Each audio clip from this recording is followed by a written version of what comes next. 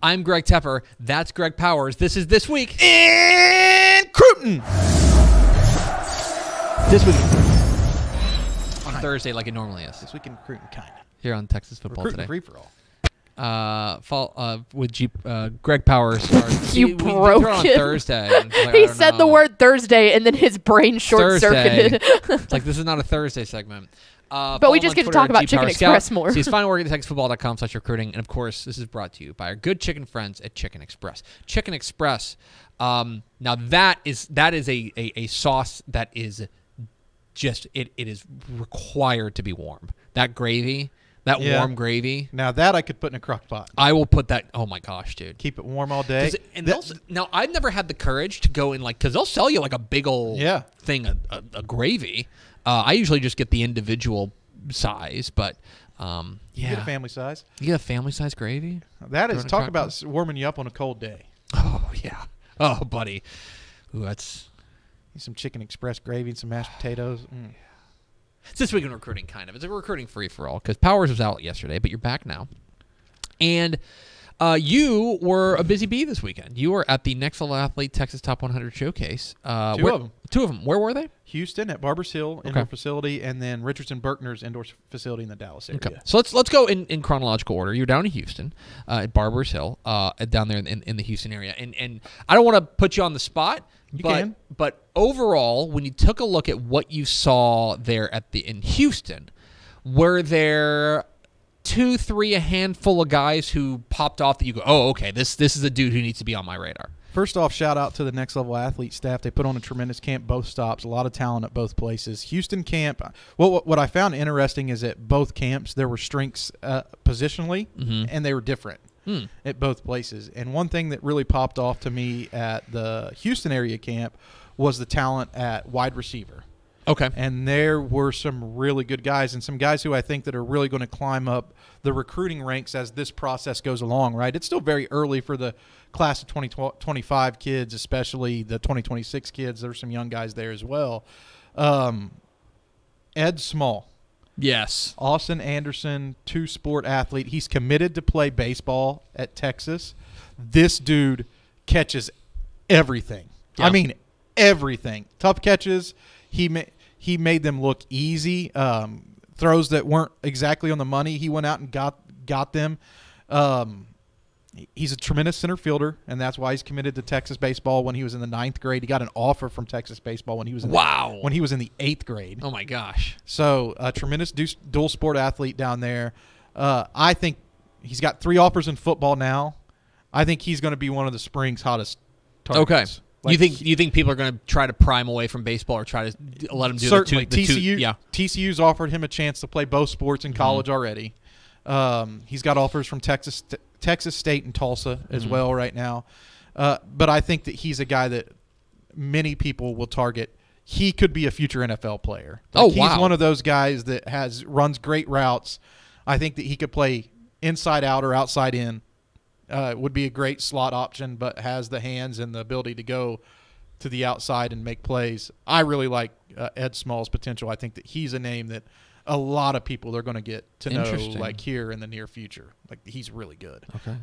Jalen Cooper, Cibolo Steel. That offense is stacked. That guy was it was a Mr. Texas Ball semifinalist. Yeah. Yeah, he was the wide receiver MVP. His route running skills are great. I think that he had 11 offers when I talked to him after the camp. I think he might have gotten a couple since the end of the camp already. But I feel like he hasn't hit that national offer button. Oh, yeah. We're like, he's not a local secret. Like the regional schools have really been on him, and a lot of the bigger schools around this area are on him. But I think that he's a guy that's going to get the LSU's and Clemson's and maybe USC's of the world. Oregon seems like that is a school that would fall in love with the Jalen Cooper. Slick in and out of his cuts, picked up the wide receiver MVP honors. That Steel offense with Jonathan Hatton and Jalen Cooper and Chad Warner and Royal Capel. That is a team to watch. Yeah, they're loaded. Yeah, that's a team to watch next year. And I feel like at Steel they've had some offensive guys over the years, but I feel like it's been more of a defensive. Yeah, when I think Steel, I think defense. I think obviously like the safeties they've had over the course of the I think safety specifically. I think defensive backs is when I think of Steel. But they've had their fair number of outstanding offensive weapons too. But this year, like no doubt, like when I think of their offense, and by the way, to be clear, they have some outstanding defensive players on their team this year. But this particular group feels like an offense heavy. I agree 100%. Yeah, like roster. I think that could be a team we see in AT&T Stadium next year for the state championship games. I mean, I think that is a team that's going to make a run. Yeah. Just based behind that talent, they have levels. Yeah. They have something at every position, right? And if they have it up front in the trenches, then that's going to be a very dangerous team. And I think that they probably will. Jaquise Martin, Brian Rudder. Oh yeah. This dude, right there with these other two guys. With, oh wow, really? Jalen Cooper and Ed Small. This guy, very quick in and out of his cuts, tremendous hands. Another guy that I think is probably a guy that you'll see make a lot of plays out of the slot in college, but will be an outside force at the high school level. On his tape, he's like a running back. They put him in the Wildcat or get him touches out of the backfield quite often there. He is very adept at making moves in the open field, very skillful in that manner. I really like him. So those are like three guys that I think that we're going to be like, all right, well, here's where they are now. In 2 months from now, their offer lists are going to be like, around, in case of Ed Small, maybe quadrupled or whatever. But these other guys that have, 10, 12 offers, they're going to have 24 offers. They're going to really blow up. Dramod Odoms was there. Oh, yeah. Houston Lamar offensive tackle, really skillful. He's got a high upside. I think that he has around 20 scholarship offers already. I think that he's going to be really good. And at quarterback, Roman Seymour took home QB MVP honors. Kaiden Barker from Galveston Ball, who had a tremendous sophomore season, lead Galveston Ball. Like really, that was a big question for yeah, men. It was like a turnaround. Grant Smith, Conroe Grand Oaks, really good, and a guy that talk about passing the eyeball test. Caden Johnson. Yeah. Fort Bend Marshall. He looks the part, man. He does look the part. He's a monster. Reese Weiss was there from Westlake, too. Won that job as a sophomore, which that was a stiff quarterback battle, and he was able to secure the starting position this year. I think big things out of him in the future. See big things out of him in the future as well. So Chad Warner. Yes. Chad Warner, the Book of Warner. He's gained about 20 pounds. Oh, really? Since I last saw him, and I think that that's going to help propel him, because he's got the arm. He's always had the arm. No, there have been some times you watching the Steel game, and he'll let one rip, and you go, oh, okay, that'll do. So those were the positions that kind of stood out to me at that camp, and those were some of the guys that I marked down as like I should definitely talk about these guys. And you can go ahead and check out our content. I collected 18 interviews between the two camps, and we've got 12 of those posted already, and we have the MVPs up as well. That's texasfootball.com/recruiting. Yeah, 12 of them posted. Pickle. 12 out of the 18. Got more coming today. Nice. Where are the other 6, Pickle? Powers is a G, and he edits him himself, so I'm in charge of that. Takes one thing off of our plate. You just so let me bully Pickle here for a minute. Lamont Rogers is on deck. Lamont Rogers' interview is on deck. It's This Week in Recruiting, kind of, with Greg Powers of our director of recruiting here. All right, so then you made your way from Houston up to Richardson to the Next Level Athlete Texas Top 100 Showcase in the DFW area. So we focused a lot on receiver. That was the key, kind of the positional strength there in the Houston area. What about the DFW clinic? O-line. Really? The O-line. This is the most. I've been going to the Next Level camp. I think the first one was in 2004. I think. Good Lord. I've been going to these. I think this was the ninth. There's been some years like the COVID year where they didn't have a camp. I think this was the 19th annual camp that they've had. This might have been the deepest O-line group I've ever seen. Oh, wow. Wow. It was stacked. So you were in your bag. Yeah. Like, this was literally heaven for Greg Powers. I tried to talk to all these O-linemen about it, too. I was like, oh, man, I'm so excited. And, like, I don't know that anybody actually appreciated. Like, there's like, yeah, we are pretty good, I guess. And I interviewed, like, a significant portion of the O-linemen who came through there. Owen Hollenbeck took home O-line MVP honors. Offensive center from Melissa High School is committed to Oklahoma. You heard his interview yesterday. Tremendously well-spoken student athlete, but he is a monster. Yeah. I mean, I was like, hey, Owen, let's do an interview. And I went over and I reached my hand down to, like, help him up off the ground where he was sitting, before the camp. And then Powers dislocated his shoulder. He just kind of sat there, just to mess with me. I could not move him, not even an inch. He was a rock. I'm telling you, this dude is a force, a menace up front. Deservedly took home MVP honors. Offensive center, I feel like, is one of those positions. He could play guard too, but I think that it's important to find a good center, right? A guy that can lead your offensive front. He's extremely intelligent. And in the interview, if you listened to it yesterday, I had pegged him as a Creed Humphrey clone before, and that's what OU's pitch to him was. Yeah. And that's how, that was, one of their best pitches. And he's been a long time kind of OU lean. We had fun talking about it. You remember Nigel Smith went to OU last year. He committed before Owen, but Owen was really recruiting Nigel to OU before Owen actually committed. That's so a little bit of, behind the scenes or fun stuff to talk about there. Lamont Rogers was there for Mesquite Horn. Lamont doesn't do a lot of camps. So it was really cool to get to see him in action. He is a tremendous basketball player.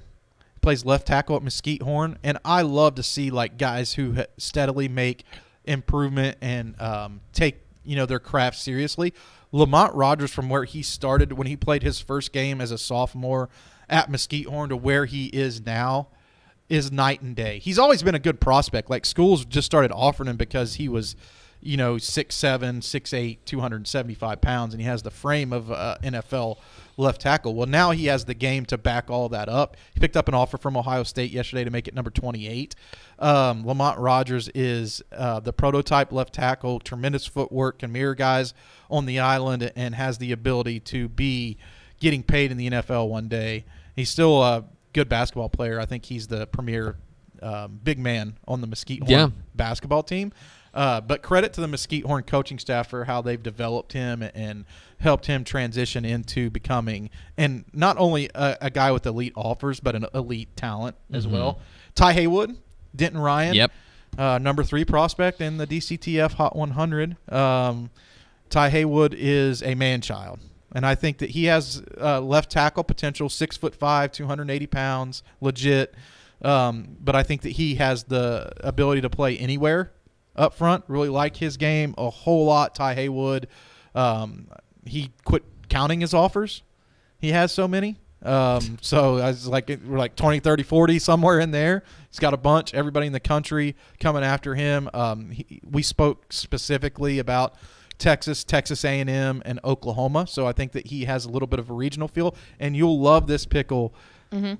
I always mess with these guys on camera about what they're looking for in a school. And I always make that joke, oh, I got to have a Chick-fil-A close to my campus, right?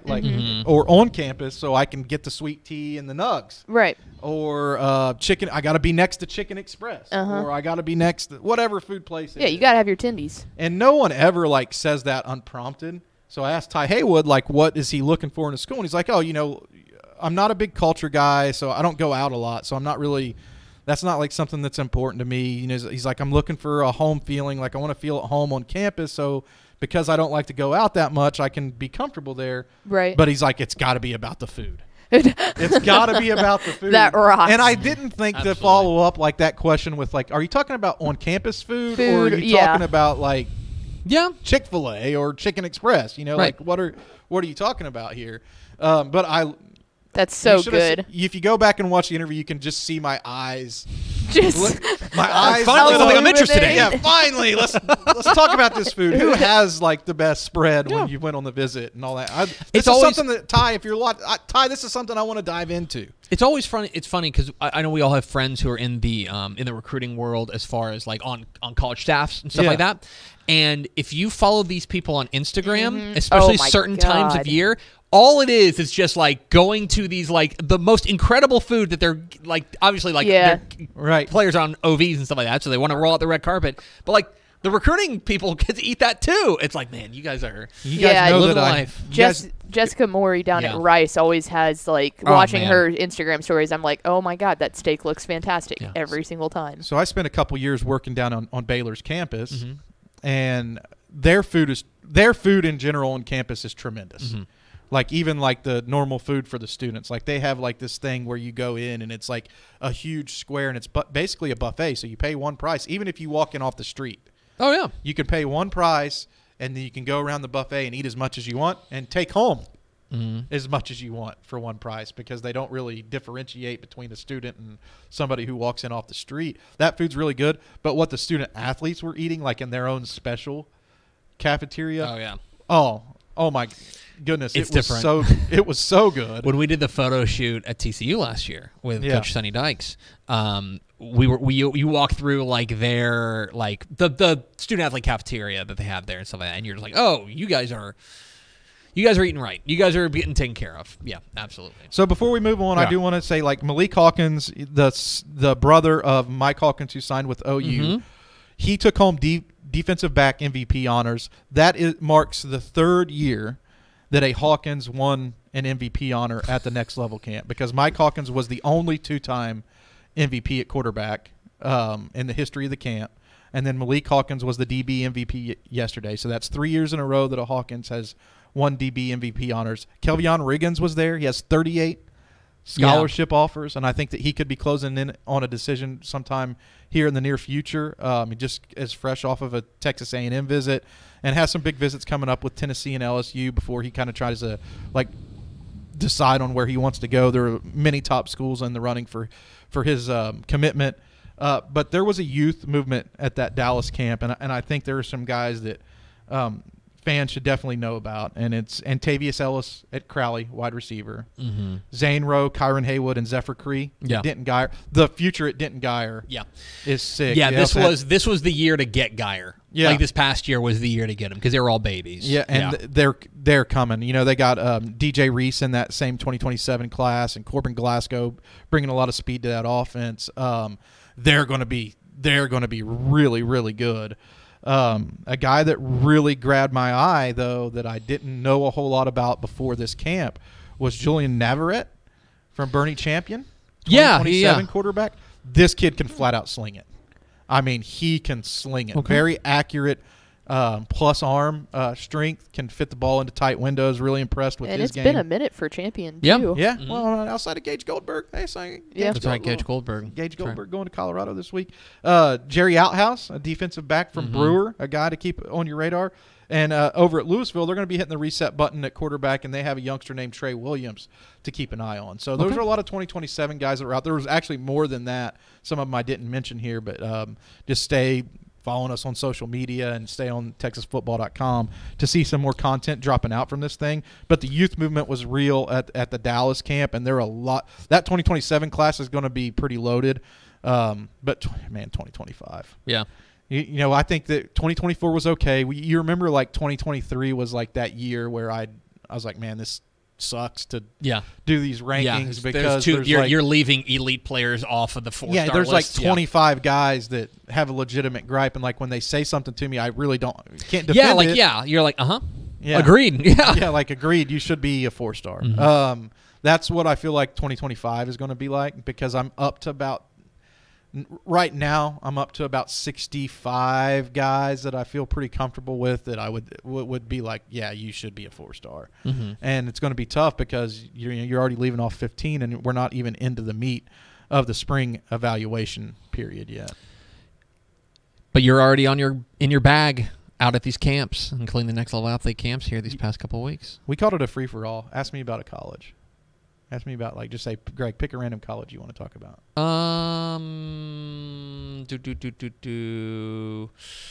Let's say Houston. No, you ask me the college. Oh, okay. Ask me. I'm confused. Hey, Greg, talk about a college. Hey, Greg, talk about a college. I want to talk about UTEP. Okay. Yeah. I want to talk about UTEP because UTEP, underneath the direction of Scotty Walden, has done a tremendous job in relaunching the brand to Texas high school footballs over the last couple weeks. And I don't know if you guys have noticed this on social media, but they've been dropping offers like crazy. They have. I've noticed. I've seen UTEP on my timeline a lot. Which is something that I think that I didn't understand previously as to why wasn't UTEP like trying to get these guys on. Everybody agrees that El Paso is a great place to go to. Right? Pickle was just there. Yeah. Like, just for fun. We took a family trip to El Paso because I love it. I think that everybody agrees that it's a great place to be, so why not have a chance to get some of these recruits on campus and let them see it for themselves, right? And, like, see what the culture's about, see what it's like in El Paso. To get your foot in the door with some of these guys, you got to offer them, right? Like, that's a jumping off point to kind of, like, see who's interested in you and, like, see maybe who will actually make the trip to El Paso. And they've done a tremendous job offering guys that I feel like are good football players that have been flying under the radar. As a matter of fact, like, one of the guys that I'm really high on still in the class of 2024, Heath McCree, was on an official visit there this past weekend. Had a tremendous time. I think he categorized that visit as, like, I don't remember his exact quote, but to sum it up, was like it was a different type of vibe there than he had seen on other campuses. They extended an offer to South Oak Cliff running back Danny Green yesterday, who I think that we would all agree is a tremendous high school football player. Yep. I almost feel like some of the stuff that, like, Elliott Shaper is a guy that I've been high on at Austin Westlake, a linebacker, 2025 linebacker. They were, popped off for an offer on him. But you can go out there and, like, look at this list of what UTEP's been doing in the streets of recruiting Texas high school football, and they're starting to send a different message, and there's a buzz out there. Talking with, like, people at this camp, talking to, like, I'm out talking to a lot of coaches and recruits and stuff all the time. There's a buzz about UTEP, and I've been doing this. There's never been a buzz about UTEP like this before. That's great. And that makes me excited because I like to, like, talk about different things and cover different colleges and that kind of stuff. I'm excited to, like, see what this staff will do. I remember going out when we did our staff trip out to El Paso a couple of years ago and talking with Dana Dimmel and the staff beforehand. And I think it was either Dimmel or it was Barrick Neely, who's now back at Texas State. But one of them told us, they said, our biggest challenge is just getting guys here. Right. If we get they were 100% confident. Like, if we get them here, if we get the people who are actually interested, if we get them here, we can close them. It's just a matter of they're fighting against a lot of like narratives. They're fighting against a lot of, like, different, like, in my opinion, incorrect perspectives and stuff about El Paso and about that. It is a long way away. There's no fighting that. But they were confident. They were like, look, if we just get them on campus and we get them here for a visit, we'll seal the deal. And so I think it's beautiful. And the Sun Bowl itself, I mean, their facilities are pretty. Walden's I haven't talked with him, but judging by his actions, it sounds like he's of that same opinion of, like, let's get you out here, and then we're going to show you that this is the right place for you. That's our job. I think they've done a tremendous job with their hires, too. I mean, some of the guys, obviously I'm a bit biased because I'm going to talk about guys who I know, right? Yeah. Like, I thought Chad Johnson hire was really savvy. Chad Johnson has been tremendous in Houston area recruiting, helping kids down there in high school, like, achieve their goals and their dreams of getting a chance to play on the next level. Now he's on the other side of that, right now he's given the opportunities, so it's a little bit different. But I think that a lot of people know Coach Johnson and respect what he's done down there. They picked up Ty Barrett, who was actually one of my favorite recruits that I covered out of Dallas Skyline, offensive lineman there. But a lot of people know who Ty Barrett is and, like, kind of respect his opinion. He's very enigmatic. He's a guy who people gravitate towards. He's been an excellent recruiter while he was at Louisiana Tech. And before that, he's been, like, a guy that has, like, had no qualms about uncovering hidden gems and that kind of stuff. But beyond that, I think that they've done a pretty good job with filling out their staff with guys who are Texas high school football centric and will do an excellent job in recruiting this state. Now, they're going to have to recruit the transfer portal. It's all about wins and losses, right? Like, you can't sustain your program if you're not picking up wins. So, I mean, all that is to be washed out. But my early impressions of what they're doing in recruiting is, one, that it's been fun. Yeah. It's been fun to watch. They've been offering fun players and going after some of the guys who we would categorize as, like, oh, why is this guy not getting recruited? Yeah. There's always a handful of those guys that we talk about around the office. Like, why? Like, how many offers does this guy have? And then you look, he's like, he has one offer from, Georgia Southern or something like that. You're like, why are we? Yeah, I totally agree with you. Those are the guys that we would say rock as a football, like a Texas high school football player who rocks. For sure, yeah. The dudes rock guys. That's a good way to go about business. It'll be interesting to see who they sign for this 2024 class. Like, that, to me, is like, there's some intriguing things out there, like Terry Bussey. Where will Terry Bussey end up? Probably not UTEP. I want to make sure we draw like a clear delineation. He's probably not going to UTEP. Where will Terry Bussey expectations there? Where will Terry Bussey end up? But it would be dope if he did. That'd be sick. What if he just rips apart Conference USA? That'd be awesome. Now I'm rooting for that. And Terry, call me. What will UTEP sign? Yeah. Right, because that's going to be kind of an indication of how can they close on some of these guys that they have offered. If they hit on a couple of them, I think it's a good or interesting storyline on that national signing day after the early signing period of how they changed so quickly. He's Greg Powers. He's all over the recruiting at texasfootball.com/recruiting. Follow him on Twitter at GPowersScout. And follow him on Instagram. Greg Powers Recruiting? Yeah, that's right. Yeah! Follow him on Instagram. It's a good follow. Thanks so much for watching that video. If you would like more and to be notified when they come out, go ahead and click that subscribe button right down there. You can also watch Texas Football Today every day live at noon on TexasFootball.com, Facebook, Twitch, and right here on YouTube. For more of the best coverage of Texas football in the Lone Star State, go to TexasFootball.com/subscribe.